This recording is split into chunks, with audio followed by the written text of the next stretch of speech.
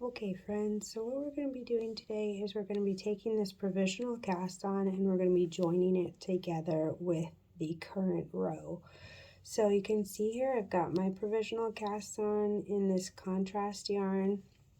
It doesn't really matter what kind of yarn you use, just some waste yarn is good. You can also level up the weight of yarn for your provisional cast on, and that makes it a little bit easier to manage. So if you have a heavier weight yarn for your provisional cast on than the yarn you're knitting with, it makes it a little bit easier to undo. You can see here that I have my tail. I haven't done anything with this tail, it's just hanging out.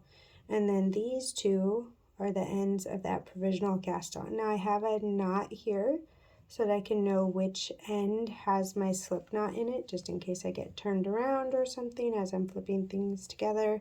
So what I'm going to do is actually flip this in half first before I start unzipping this crochet chain.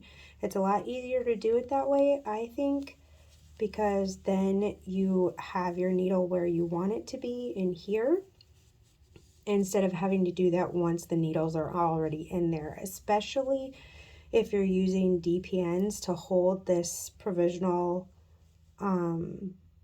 these stitches, the live stitches of the provisional cast on. It can be really hard to get that through this little cuff hole to do that. So as you're unzipping things, it's probably better to fold it first instead of after, even though it might be a little easier to see what you're doing at that point in the beginning. It's way easier to have it where it's supposed to be if you fold it first and then unzip the crochet chain.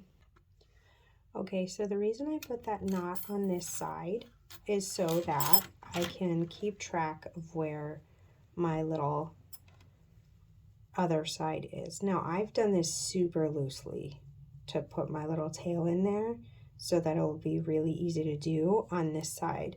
I like to keep a little DPN handy because sometimes it gets a little finicky, and as you're untying the crochet chain, it can, like if you split a stitch or something, you might just want it on hand. So there's our first stitch in there. Can you see it right there? And I am going to be putting this first round on some DPNs. You can put it on another circular needle. It doesn't really matter actually, because it's going to be coming right off right after that. You can see that second one is right there. So I just went ahead and put that through, and it's just going to unchain itself. Now with that first stitch, you can see that yarn is still in there because it's that first stitch. You shouldn't have to pull this out of every stitch like this. This should just be the only one that you have to pull out the tail that way. The rest of them should just unzip. Now, if you're coming from the slip knot side, you probably will have to undo every stitch that way. Or if while you were putting, whoa, we're losing one here. If while you were putting your stitches, your new yarn on your provisional cast on, if you did your, just started with your ribbing pattern instead of just a knit row, you will also have to just pull it out of each stitch like that. Now it's doable and that's fine. It does make the provisional cast on a lot more of a pain to do. I think it's still worth it, even if you've made that mistake, because obviously you've already knit 2 1/4 inch of ribbing, right? So you can see my stitches got a little split there, but it's okay. Just work our way, give it a little tough love, and you can get through it that way. Now I'm just going to keep unzipping this and catching stitches, and I'll show you what that looks like once I get all the way around. Okay, so we're to the last stitch here, and we've just got this little crochet chain hanging on just by the toothiness of it there.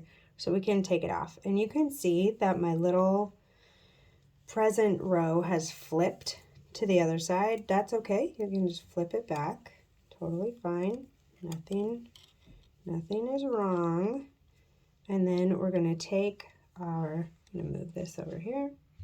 I'm going to take our working yarn and make sure that it is in between these needles. Now, whether you're dealing with another circular needle or DPNs, it doesn't really matter. You just need to know what size needle you are knitting onto. So I'm sizing up from this 2.25 needle down here to a 2.5 millimeter down here. And that's what's important, whether you have your stitches on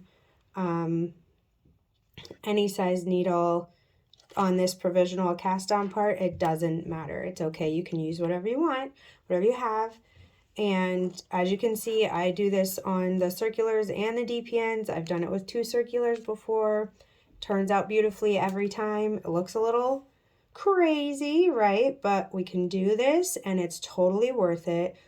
The stretchiness of this cast on is fabulous because it's just knit fabric. Like, it doesn't even feel like a cast on, and that's why I love to use it. So we're gonna go and into this front stitch here, this back stitch here, right? And we're just gonna knit those 2 together.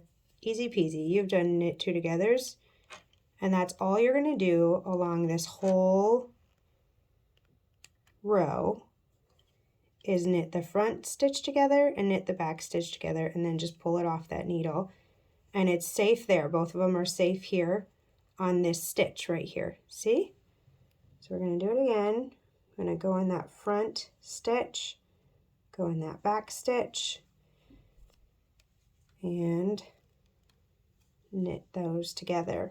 And you're just going to keep going around this circle until all your stitches are on your new size needle.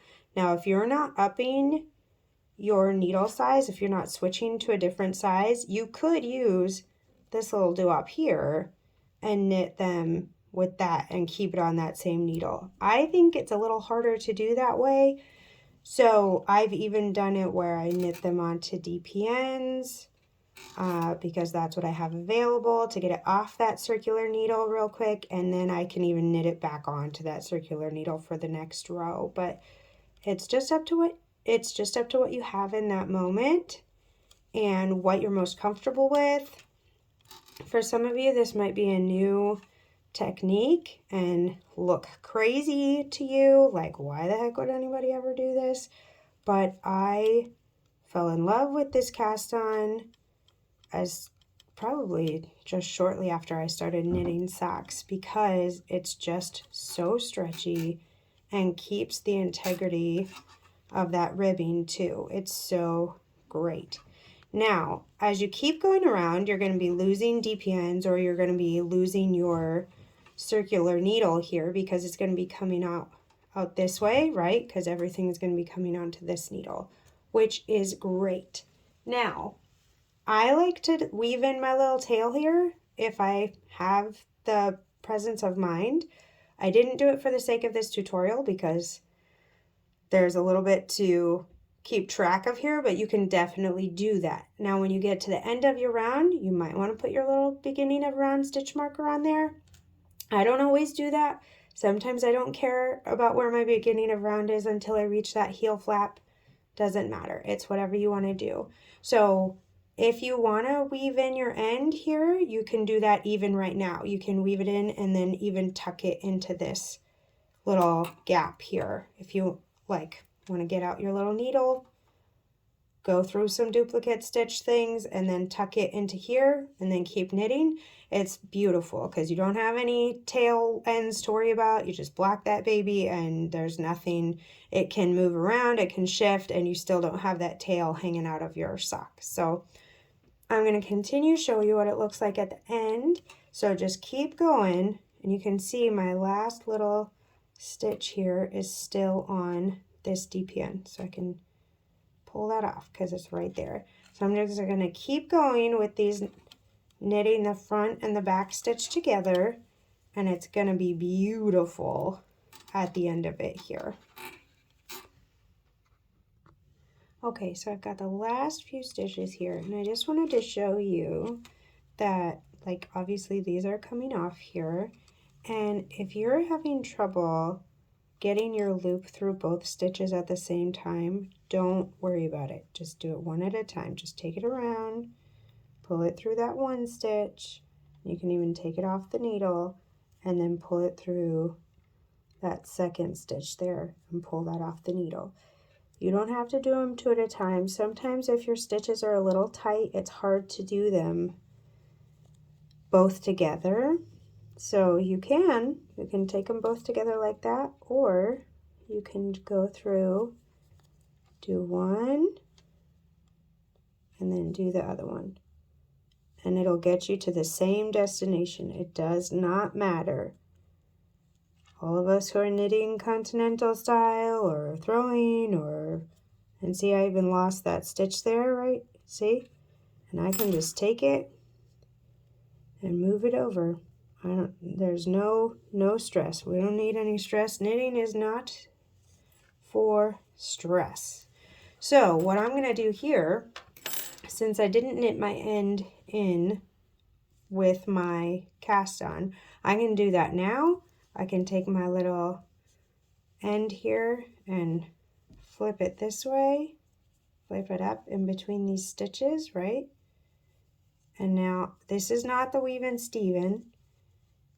I call this the Boucle Bethany because it goes up and down like boucle yarn when you're done with it. So it's going to go up, you're going to get it there, and then it's going to go down, and you're going to catch it there too. So you can keep doing that for as long as you're comfortable, and then you can block it and you can cut it off. Or if you're one of those people who cuts it off before you block it, you can cut it off right now, whenever you feel like that's the comfy place for you to be. Now, if you do that, which is great, you've lost here where your beginning of round is probably. So I know my beginning of round was about here.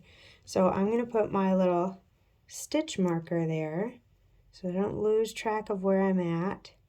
And for those of you, if your beginning of round matters to you before your heel flap, you're probably going to want to do that also before you lose track of where your end started and you know, where your round began. So I'm going to keep going. This leg is only going to have about 10 rows on it. So it's going to be super shorty sock, but it's going to be super cute. And that is how it looks, doesn't it? Isn't that just kind of, I want to say seamless. Obviously there is a seam there, but it's so great. And on the outside it is seamless. It's wonderful. It just falls and it's such a squishy, double thick situation. So that's where your provisional cast on is going to be. Now for your complete sock, it's going to be really great because you'll just be able to have that looking like that. There's nothing to deal with. I wove that in as I went and tucked it into the double thick fabric there and just kept knitting, and so there was nothing for me to deal with on that side. So the only end I have to deal with is the toe, and it's lovely, lovely. So happy knitting, and I can't wait to see your tread heavy socks.